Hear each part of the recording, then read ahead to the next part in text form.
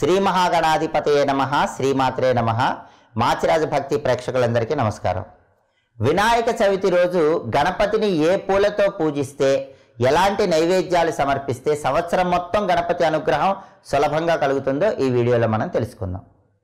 వినాయక చవితి రోజు పూజ చేసే సమయంలో ప్రతి ఒక్కరూ కూడా పూజా మందిరంలో పూజాపీఠం మీద ఒక ఆకుపచ్చ రంగు వస్త్రాన్ని ఏర్పాటు చేసుకోండి.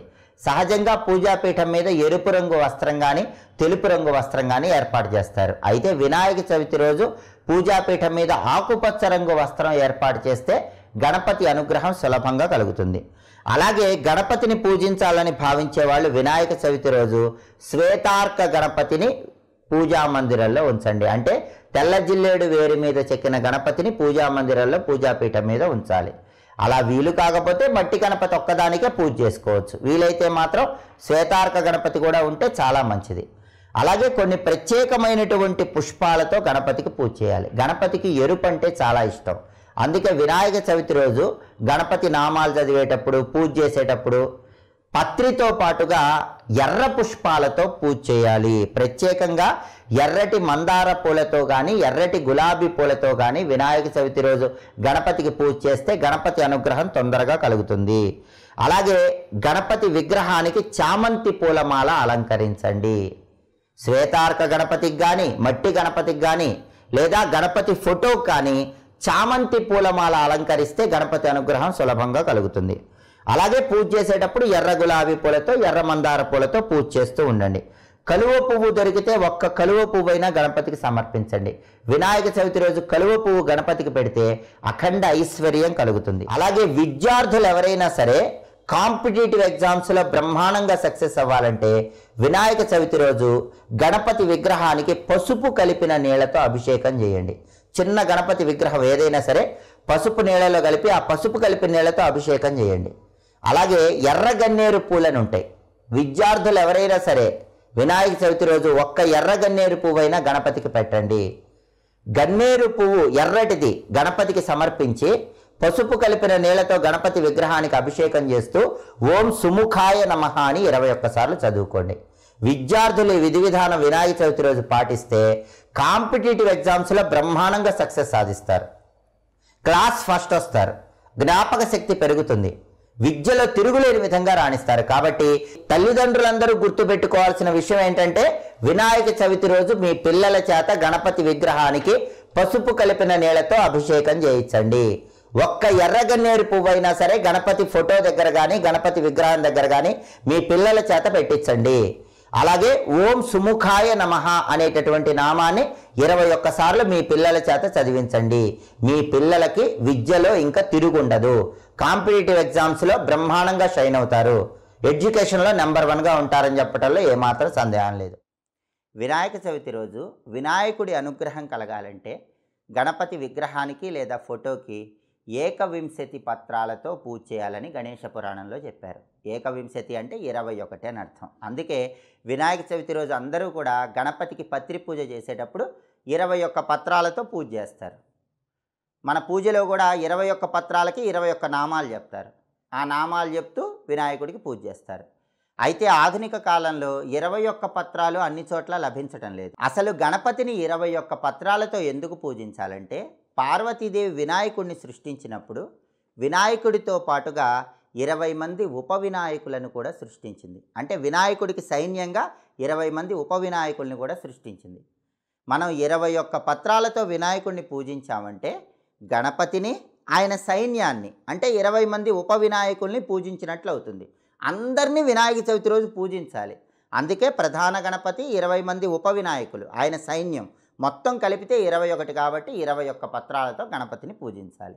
అయితే 21 పత్రాలు అందుబాటులో లేనప్పుడు 21 పత్రాలతో పూజించిన ఫలితం రావాలంటే ఏం చేయాలో గణేష పురాణంలో చెప్పారు. 21 పత్రాలు మీకు దొరకటం లేదా?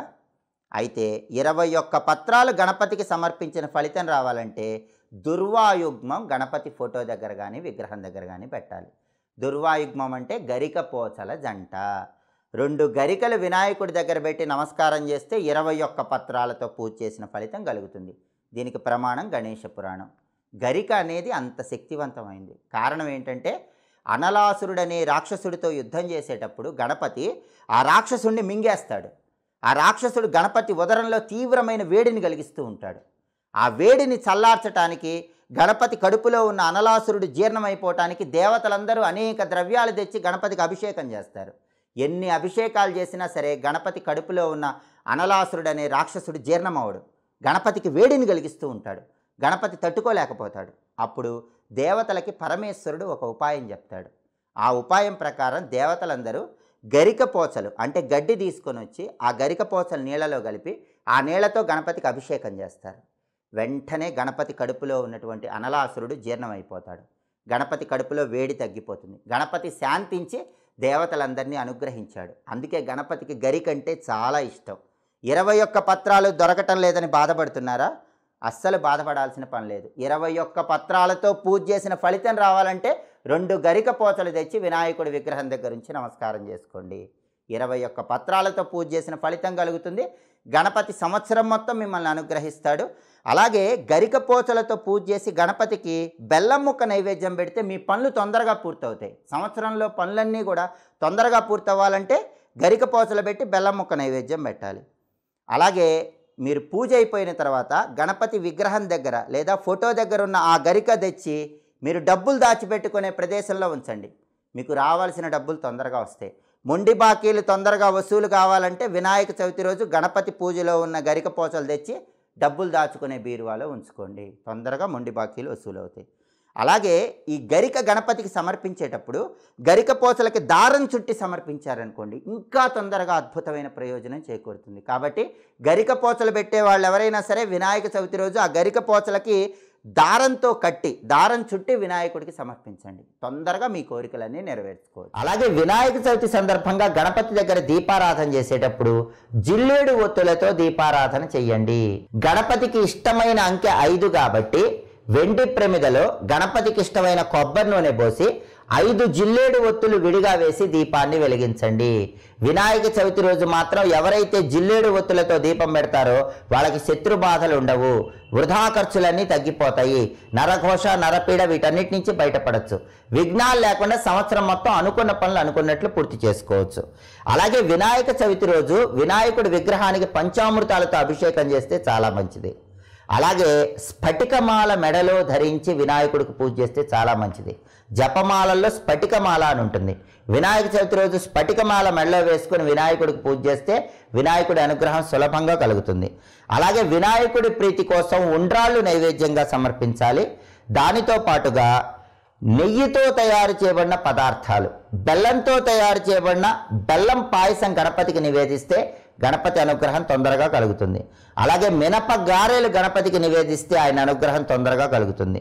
అలాగే బూరెలు గణపతికి సమర్పించినా మన కోరికలన్నీ తొందరగా నెరవేరుతాయి. కొబ్బరితో చేసిన పదార్థాలు గణపతికి సమర్పించినా ఆయన అనుగ్రహం సులభంగా కలుగుతుంది. కాబట్టి ఈ నైవేద్యాల్లో ఏవైనా గణపతికి సమర్పించండి. ఉండ్రాళ్లతో పాటుగా ఆవు నెయ్యితో చేసిన పదార్థాలు, బెల్లంతో చేసిన పాయసము, అలాగే కొబ్బరితో చేసిన పదార్థాలు, మినపగారెలు, బూరెలు వీటిలో ఏవైనా సరే స్వామివారికి నివేదిస్తే స్వామి అనుగ్రహం తొందరగా కలుగుతుంది. అలాగే పండ్లలో కూడా స్వామివారికి దానిమ్మ పండు గింజలు నైవేద్యం పెట్టండి, అరటిపండు ముక్కలు నైవేద్యం పెట్టండి, నారింజ పండ్లు నైవేద్యంగా సమర్పించండి. వీటిలో ఏవి సమర్పించినా గణపతి అనుగ్రహం సులభంగా కలుగుతుంది. ఇవన్నీ లభించకపోతే అరటిపండు ముక్కలు మాత్రం గణపతికి నైవేద్యంగా సమర్పించండి.